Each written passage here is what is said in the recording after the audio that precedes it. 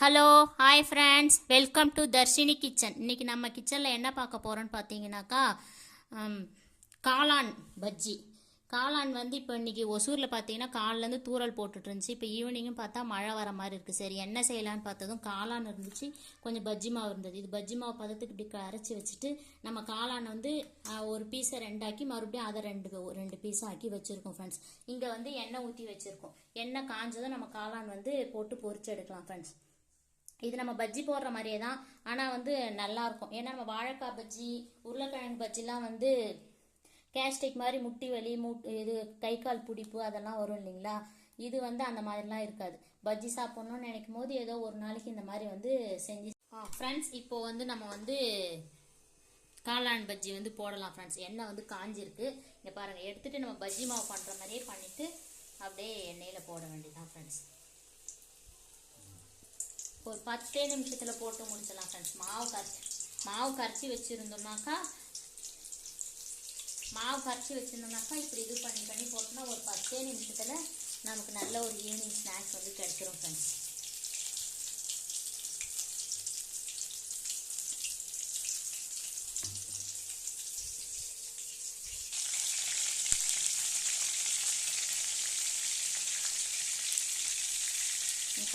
போட்ட உடனே வந்து அது எதுவும் பண்ணக்கூடாது. கொஞ்சம் நேரம் அப்படியே இருக்கட்டும், வேகட்டும். ஒரு பக்கம் வெந்ததுக்கப்புறம் இப்போவே இது பண்ணிங்கன்னா அடியில் பிடிச்ச மாதிரி ஆகிடும் ஃப்ரெண்ட்ஸ். கொஞ்சம் நேரம் அப்படியே அடியில் வேகட்டும்ட்டு இப்படி பண்ணிங்கன்னா அப்படியே அதுவே அழகாக மேலே வந்தது பாருங்க. வந்த உடனே அப்படியே திருப்பி போட்டுக்கலாம் ஃப்ரெண்ட்ஸ்.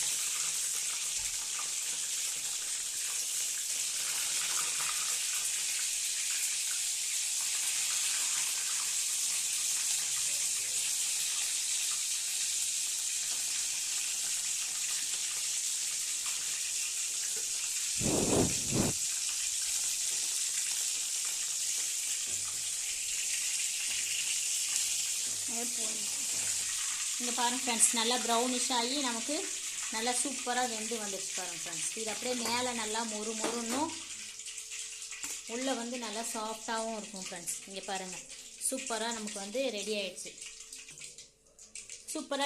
பாருங்கள் ஃப்ரெண்ட்ஸ். நீங்களும் இதே மாதிரி உங்கள் வீட்டில் ஒரு நாளைக்கு செஞ்சு சாப்பிட்டு பார்த்துட்டு எப்படி இருக்குன்னு கமெண்ட்ஸில் சொல்லுங்கள் ஃப்ரெண்ட்ஸ்.